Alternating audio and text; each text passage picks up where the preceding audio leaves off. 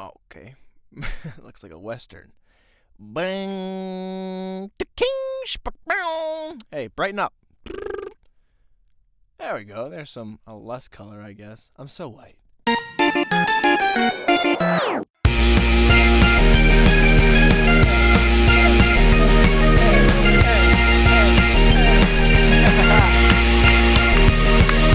Ladies and gentlemen, welcome back to Full Circus. My name is Tristan Sartoris. Let's get right into the nitty-gritty, dude. I'm so happy to be here with you guys today. And if you are paying attention, right, if you are keeping a watchful, keen eye on what's going on with the podcast, you would know that this podcast is released just a little bit earlier than our regular time slot. And that is because the world needs a little uplifting. It needs a little something, a little boost, a pick-me-up. And, what is that? What's the perfect pick-me-up I could think of? Me, dude. I'm the guy, because ain't nothing make me smile like some me. So I was thinking, you know what?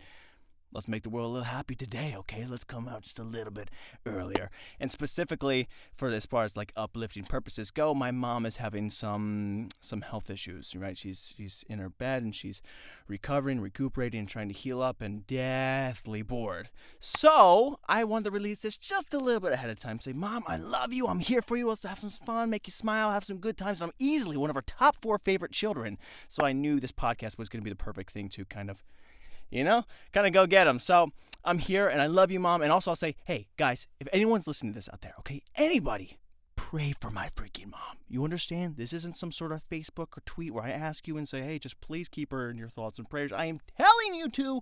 I am telling you what to do. Pray for my mom. This is a threat. You there, pray for my mom or else. Okay? Now, I don't know how that works in the whole, chain system and routine of prayers. Okay, if the Lord gets these, like, what is this? These aren't organic. These came by way of threat. Okay, these are dirty prayers. So I don't know how that works, but a prayer is a prayer. So he's not gonna I can't just discard these. He's gonna grab these dirty prayers that are still prayers in some way and be like, I gotta deposit these, I guess, into the prayer. I don't know how heaven works, but I know he'll do something with those. And so just pray for my mom. And what else has been going on, dude? My hair. I do not like the haircut that I got, and I don't know what is up with it. I don't know if it's my fault for the way I style it, or the fact that I've been showering more routinely. But I can't keep my hair out of my face, dude. It keeps falling down onto my forehead, and I've got a beautiful forehead, guys. So I hate having my hair down in front of my face or my forehead, etc. All that. And if you've ever watched an episode of the podcast, you would know that my hair has never covered this glorious real estate, I would argue, ever. But it is really bugging me. I hate that more than anything in the world. Think of anything in the world. I hate it more than that, dude. I hate it a lot. But I'm just really trying to deal with it. I'm really trying to carry on and push forward. Also, you will see that I did shave, guys. Check it out, man. I thought I was handsome before, but when you let the face shine, dude, I'm feeling good. So I'm feeling good when I'm wearing my SpongeBob shirt, and I'm just, in a good spot. But what else, dude? It is officially the Easter season. Hop, dude. It's the Easter holiday shindig. And I decorated the podcast as well as I could. We got some purple and yellow. It's supposed to be like bright yellow and pink because that's like the holiday flavor. But it kind of looks more scary. It kind of looks like, some deep purple and, yellowish orange, kind of definitely Halloween vibe. But, Easter is scary in its own right. I'll get to that in a second. But yeah, I wanted to decorate it just a little bit, and I tried to find these baskets, right? We do these basket searches for Easter every single year since I was born. Or probably before. I don't know if it was just like when I was born, like, you know what, let's start implementing traditions. But yeah, it's been going on forever, and it becomes this thing where like, is this silly? Are we still doing this? Because they're like in their 20s. I'm 23. The oldest kid is 28 now. Are we still going to be hiding these silly baskets because they can find them with these? No, it's not silly at all, because I looked for the freaking baskets. My mom didn't even hide them yet, and I couldn't find them. I tried, guys. I tried to find some sort of Easter thing to put up in here that we have, but they're so well hidden without even being well hidden. So no, it will never not work. Okay, I will never be able to find the baskets easily. So it is a fun little tradition. It's pretty great. And I grabbed this little thing. I got an egg. I know it's not colored or anything, but it's got Easter flair, and maybe we'll just I don't. Dear God, I hope that doesn't fall. You can't even see that. Okay, anyways. So yeah, I wanted to decorate for Easter, but I just couldn't, and that's all there is to say about that. But as far as Easter goes, dude, as far as Easter, I've talked about this on the last episode, our last Easter special, that I am deathly and completely rationally afraid of the Easter bunny, right? And you guys might laugh and think that's silly. Don't be afraid of the Easter rabbit, okay? He's terrifying, and let me just reiterate the point, okay? This is not just a normal rabbit. This is a bunny that is usually colored pink, okay? Over 12 feet tall, razor sharp teeth, does not have a taste for carrots, has a taste for candy, which means it could even have a taste for blood. We don't know. Breaks into your house and poops little eggs filled with food and expects us to eat it, okay? So it does not obey the laws of physics. It does not obey the law of freaking biology. It does not obey the laws of breaking and entering. This bunny does not do anything right, and it is scary, and I will hold that opinion till the day I die, which is, I feel it's probably going to be because of an Easter bunny. So I'm scared, and I don't like it, and it's terrifying. Now, what is that? Everything I just named, that's a dinosaur, okay? So learn to be scared. It's terrifying. And yeah, that's all I have to say about an Easter bunny. But it really is interesting. And I don't know how the whole Easter bunny thing came up. I've tried to look it up, and people are like, oh, you were just like, we thought, Easter bunny made sense, and, bunnies are fun. And think about the poor chicken, dude. They're like, we were deciding between a bunny and a chicken, but, the bunny was, like, funnier, and it just seemed like a more friendly thing. Like, this poor chicken, dude. This chicken's actually laying eggs, and it gets no credit, no respect. The bunny's stealing everything from everybody. So, yeah, I don't trust the Easter bunny. I don't like the Easter bunny, and I'm afraid of the Easter bunny. Booyah! But that's all I gotta say about that. But I hope you guys have a beautiful Easter. What else is going on? Oh, dude, speaking of incredibly dangerous, scary vermin, all right? I had a little run-in with a squirrel, and actually I have a video I can just show you to you, so I'll just give you the context right now. So, I've got a squirrel that seems to be trapped, stuck in this well. It's lucky for you, buddy. I'm a good Samaritan, and I'm here to help. No, probably not that. Let's see what I can do. All right, so I'm thinking this broom should be the proper... My toast is ready. This should be the proper climbing utensil needed to help that squirrel get out of his trap. Okay, now the only issue in this whole circus of a situation is that I don't want to get too close to this thing. Okay, listen, I'm not afraid to admit that I'm afraid, which in turn I actually think makes me brave. But listen, I feel just as bad for the squirrel as the next guy, but, we just looked into that thing's eyes, so I think we can all admit it's out to kill, all right? And I don't feel like dying today. I was considering ordering a pizza later. Deep dish. Freak, that sounds good. Anyways, look, here's the point. I don't want that squirrel thinking somehow I'm the bad guy, right? He was looking at my face, looking at my eyes, thinking I trapped him in my well. Okay, you know how dumb squirrels can be. Squirrely, squirrely, squirrely, squirrely, squirrel. Because they're stupid. Because they're stupid. So what I'm going to do is maybe just javelin toss this thing a good 10, 20 miles ought to do it. And, soft side down because we got to protect the squirrel, but also, got to get that deep dish. So here we go. I'm coming for you, buddy, but please don't eat me. Ah, he has death in his eyes! Dear God, that was terrifying. I think I almost died, but golly. At least I kept my composure. Anyways, let's go make sure we didn't just harpoon an innocent animal. Or harbour if you will. Stop it. Buddy? Boing? And look at that! My squirrel friend / enemy seems to be gone. And the sun is shining bright just to symbolize his great escape, his freedom out into the world. Well. Get it? Because it's well. But anyways, dude, I hope that squirrel is born free, running wild, far, freaking far away, and just to be sure, I probably won't go outside for the next few weeks or so. Definitely gonna be ordering that pizza delivery style. And yeah, I don't know what the whole overarching plot or theme of this story is. I'm trying to think of a life lesson to just serve it up and give it to you, maybe about courage or something. But I guess the only thing I can really take away from this is that I'm a really good person. By the way, I can toss a broom with the best of them. So, take that for what it's worth. And, let's go eat. So yeah, anyways, I'm a hero. I guess that's all I have to say about that. You saw the video, you saw the clip, you know what I did for my friendly neighborhood wildlife. So yeah, this squirrel got freaking trapped in there, and I had no choice but to throw a broom in there, right? I wasn't gonna get close to that freaking thing, and I actually did end up getting pizza. It was delicious, thank you. And yeah, so it felt like I was just playing games, and the squirrel was just belly flopping against the window. Kabling, kabling, kabling. I was like, what the heck, man? What the heck? And before I'd start recording, I was like, hey, just get up there. Go, go, go, go, go, go. And he wasn't listening to me, and I watched him try and climb, and it was just too smooth of a surface for his little paws to grab onto.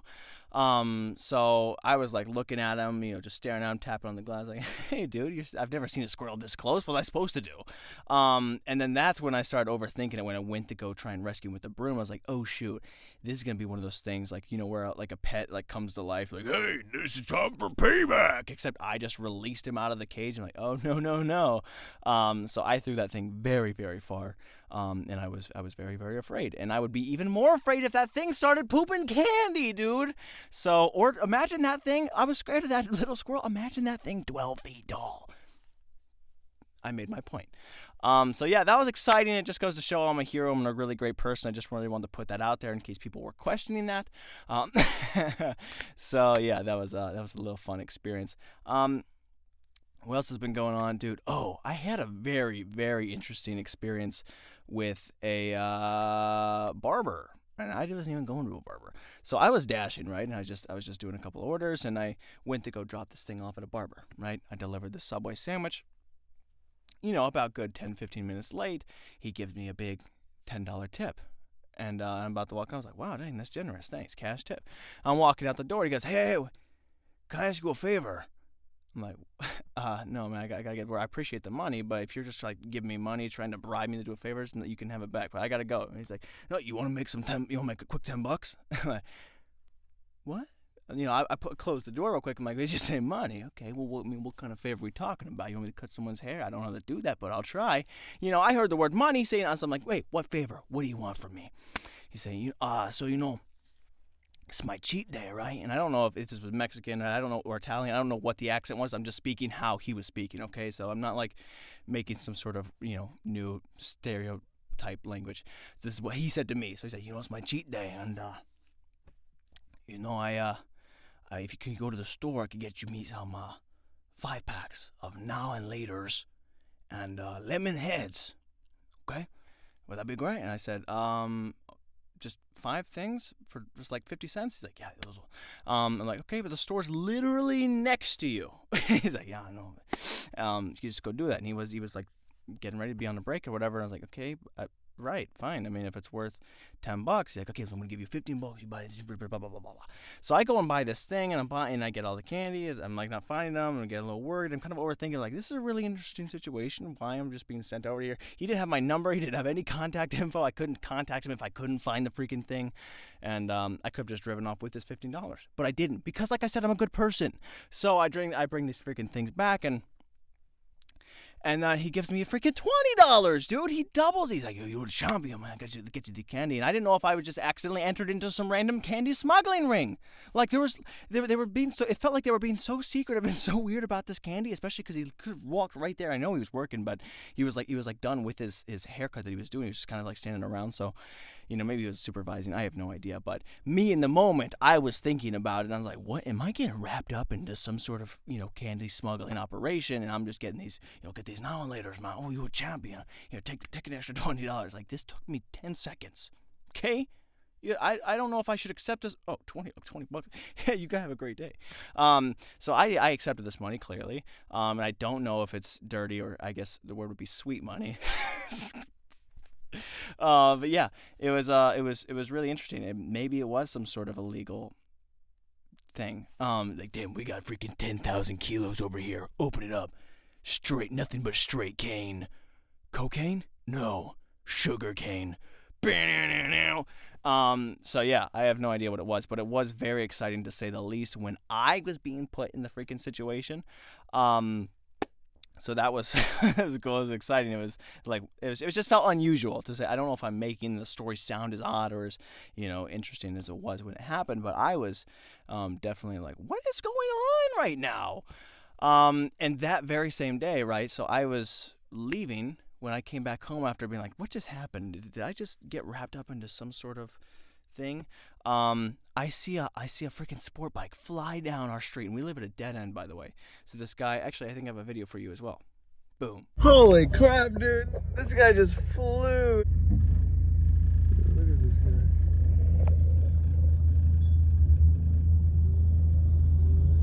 You can't catch him, dude.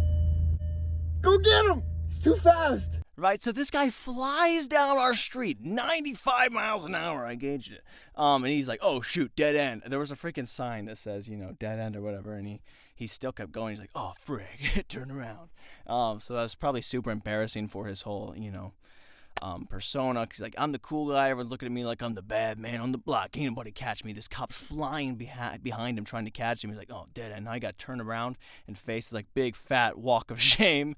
And then I was like, oh, he's going to get him now. And he rides right past me. He's like, oh, where am I going? And he's on a bike, so obviously the cop's not going to catch him. Goes right and just like slowly drives left. And the cop is like, oh, no. And it's like this whole thing. And then, so it's just like it was a really interesting day to say the least, and there was just crime in the air, and I didn't know, man, does this have something to do with the candy? I have no idea, but it is Easter, and I know candy is a big theme of that, so I was definitely on edge, and I'm still thinking about it just a little bit to this day. I'll say that much. What else has been going on, dude? I've been working on that audiobook still. Been just really hitting the pages, hitting the books, man, literally.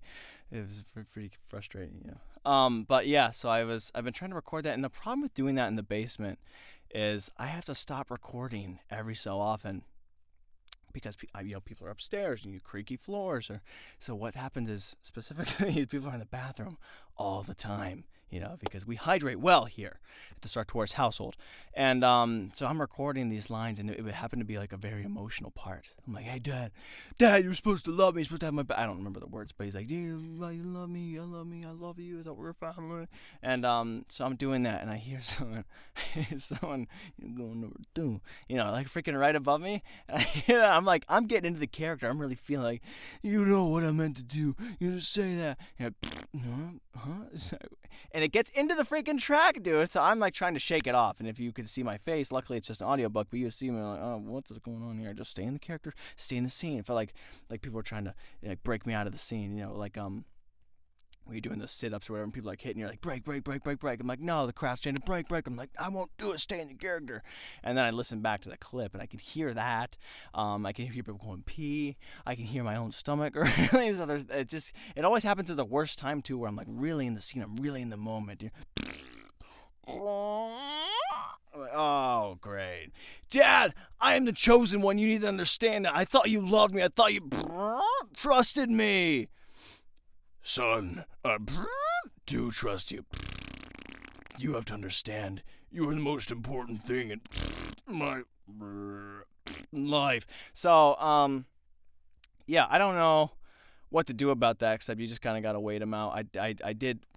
We went back and cleaned them all up, and not my family, but the lines.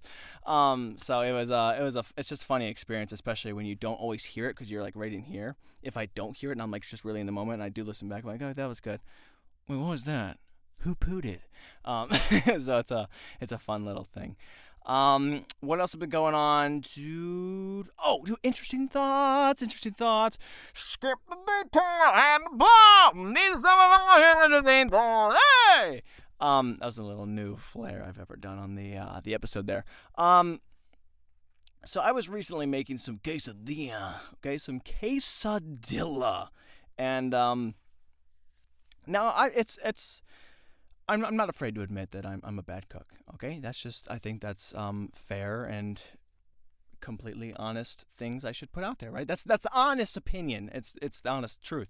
I am not good at cooking things. I know I was like, well, how hard can cooking be? You just follow the recipe and follow the things and do what you're supposed to do.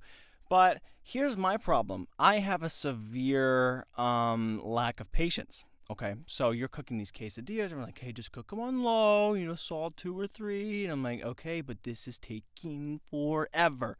I'm too You know what I'm saying? So I put these things on, like cheese melt, man, tortilla, bang, nothing's happening. So even with eggs, everything I make, they're like, cook it on low, just go a little bit bump. I'm like, okay, and so I cook these things on high, hot all the time, and every food I make is burnt 100% of the time. And that is just because I have no patience, and I feel bad for that, but the thing is, I'm eating the food, and I came to the conclusion, right, this is my interesting thought, that for someone like me, I would rather 100% of the time eat burnt food, worse food to a horrible degree, a higher degree even, and then wait an extra 5 minutes for my food. And that is just to show how impatient I am, dude. So I made 6 of these quesadillas, which is a whole different issue in and of itself, but I made 6 of these things. And every single time I thought, you know what, don't burn it. You're fine. You've already made 5. You've already eaten 5. What's the deal if you just wait? It could literally just do that while you're eating. You don't have to do that. I'm like, no, it's not the same. It's the principle of the thing, and that's what I hear whenever I turn the gauge. So yeah, I don't know if that really applies to interesting thoughts, but that's what I've been thinking about, because everyone's like, hey, cook it on lower. You don't understand. This is how you make food. No, dude, no. I like to make things hot and spicy and right away, and it's got to be fast. And that's why I eat cottage cheese most of the time, because it's literally just spoonful of thing. I have no patience, especially for food. So that's a problem, and I don't know what to say about that. But honestly, I think maybe I'm in the right. Sometimes you wonder, am I the problem? Am I this? Am I that? And I really just always come full circle back to, I think what I'm doing is the better choice. And that's who I am, and that's how I feel, guys. So yeah, I think I'm doing things great. And listen, if you can't spot the genius on the bus, it might be you, and that's how I feel, man. I just feel like if I don't see a better way out here, I think I'm the guy. Okay, if you can't spot the talented kid on the bus, I'm right behind you. So yeah, I think that's everything I had to talk about as far as notes. I know it was, we covered a lot of videos. It was basically America's Funniest Home Videos. We showed 2 of them. Oh, dude, let's watch another video real quick. I was talking about the Bank of Joy, or whatever I called it, right? The Bank of Smiles, the Smile Deposits, Happy, whatever. Just funny things in general. And I have a new one. It's not something I saw out in the world. This was something I made for me, okay? I was just like sitting there with my phone, and I'll just show you to you. No. Okay, so I made this. This is me, myself. I made this for the sole purpose of making me laugh. And it still makes me so happy. So, listen, I will try and not smile at this. This is like one of those try not to smile, try not to laugh challenge. I'm going to show you just how well off this Bank of Joy really is. No. That's too good, dude. Listen, there's layers to it. I would love to break it down for you from a comedic level, but there's just something so good about it. I love it so much. Just the way I'm like, I don't mean to compliment myself and too far, but dude, my hair is making me so mad.